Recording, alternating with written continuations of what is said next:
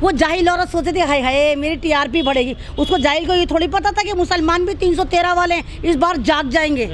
भाई आप हमारी मस्जिदों को तोड़ रहे हैं, हम सोचते हैं हम बचा लेंगे, आप हमें गाली दे रहे हैं, हम सोचते हैं हम अपने आप को प्रोटेक्ट कर देंगे। आप हलाल हिजाब हराम मंदिर मस्जिद कर रहे हैं, हमें लगता था कि हम कर लेंगे, लेकिन अगर बात मेरे रसूल पर आएगी तो तुम्हारी ज़बानों को गुद्दी से खींचकर तुम्हारी हथेलियों पे रख देंगे हम लोग।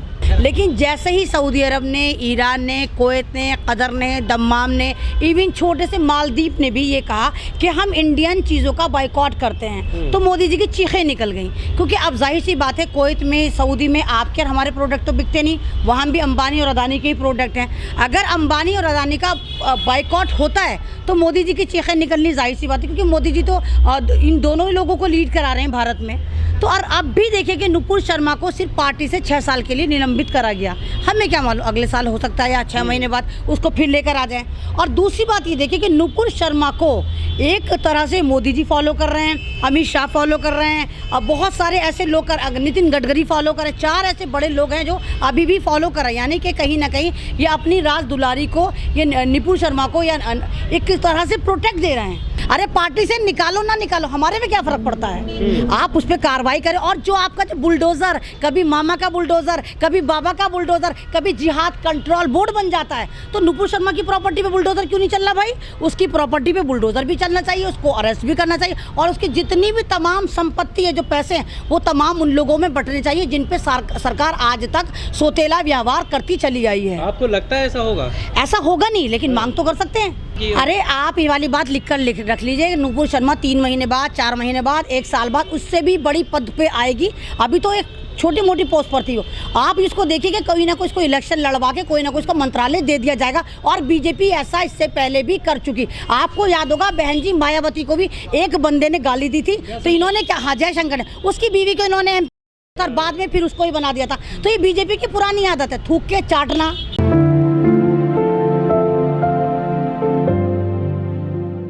देखिए पहले जो ये काम था एक नफरत फैलाने का, 2-2 रुपए के नफरती चिंटू करते थे।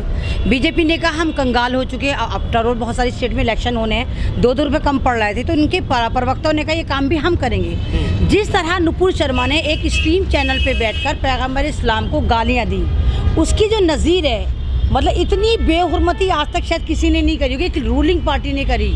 और 10-12 दिन होने के बावजूद, लगातार FIR के पुलंदे होने के बावजूद नुपुर शर्मा पे कोई कार्रवाई नहीं हुई। तो ये सिर्फ बेवकूफ़ बनाएगा हम पार्टी से निकाल लें, जब इतनी सारी FIR हैं। और यही काम कोई मुस्लिम समाज का आदमी कर देता है। जैसे आपने देखा शामली में एक लड़के ने लीची की पिक्स लगाई, उसमें फ़ौरन उसको जेल में डाल दिया, UAP लगा के, जी आपने दूसरे धर्म की भावनाओं को आहत करा है। तो दूसरे धर्म की भावनाओं को तो आहत मानते हैं, लेकिन जब आप दूसरे धर्म की भावनाओं को आहत करते करते खासकर उनके मैसेंजर ऑफ इस्लाम को गालियाँ देते हैं, तो आप वहाँ पर कार्रवाई नहीं करते।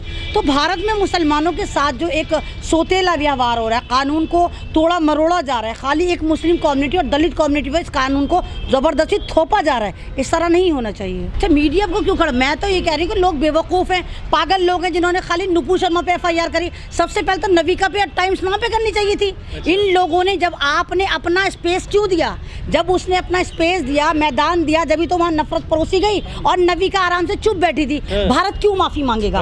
मांगेगी माफ़ी बीजेपी, मांगेगी माफ़ी नविका, मांगेगी माफ़ी जो है वो टाइम्स नाउ वाले मांगेंगे।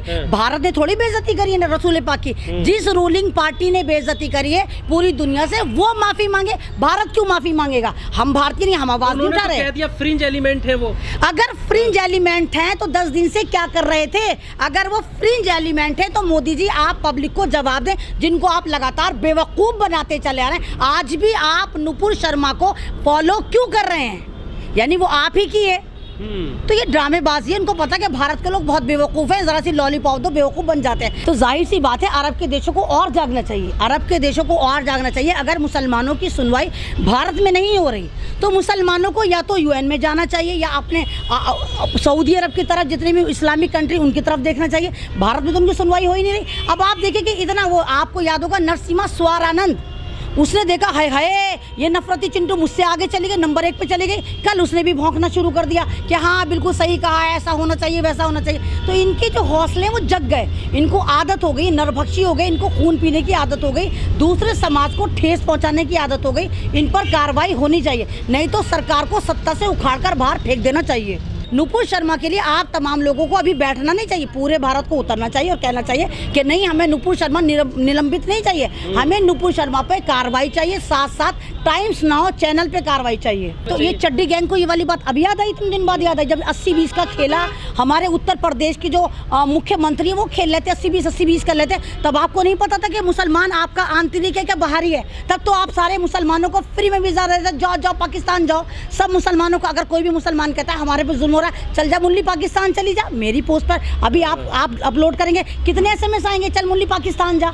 तो यहाँ पर जो भी अपने हक की बात करता है आप एकदम से वीज़ा कटवा देते हैं पाकिस्तान के बारे में। और लेकिन जब हमारे मजहब को गाली दी जाती है तो आप लोग कहते हैं नहीं भाई, मुसलमान एक होकर कहें कि नहीं हमारा आंतरिक मामला, हमारा आंतरिक मामला क्यों होता है? हमारा आंतरिक मामला नहीं है। और अगर नुकसान होता है तो अंबानी अदानी को हमारे पे क्या फ़र्क पड़ रहा है अगर सऊदी अरब इनके प्रोडक्ट का बाइकआउट कर रहा है? अच्छा करना चाहिए ताकि इनकी कमट नहीं। हम जो है भारत का मुसलमान एक तरह का बिल्कुल हैंडीकैप्ड मुसलमान है, बिना मल्ला के गाड़ी। अब आप देखिए देवन में बाकायदा सेमिनार सजाए जाते हैं, वहाँ ना तो नुपुर शर्मा पे कुछ बोला जाता है, ना मौलाना कलीम सिद्दीकी साहब पे कुछ बोला जाता है, ना ज्ञानवापी मस्जिद पे कुछ बोला जाता है। वो अपना सजाते हैं क्योंकि उनको पता था कि सरकार ने कह दिया कि हम अगला जहर बराती सिविल कोड लेकर आ रहे हैं। अब उन सबको लगा अगर सिविल कोड आ गया तो ये मुसलमानों की जितनी भी पॉलिटिकल धर्मगुरु इनकी दुकानें बंद हो जाएंगी, तमाम दुनिया से ज़कातें खैरातें मददें आती वो बंद हो जाएंगी। तो इसलिए उस वजह से इन्होंने अपना धर्म संसद सजाया। तो जब मुसलमान के धर्मगुरु ही मुसलमानों के साथ नहीं, बड़े लेवल वाले पॉलिटिकल धर्मगुरु साथ नहीं है, तो मुसलमान का तो हाल यही होना है। आप कानपुर में देखिए, मुसलमानों ने जुमे की नमाज के बाद मार्केट बंद करने को कहा।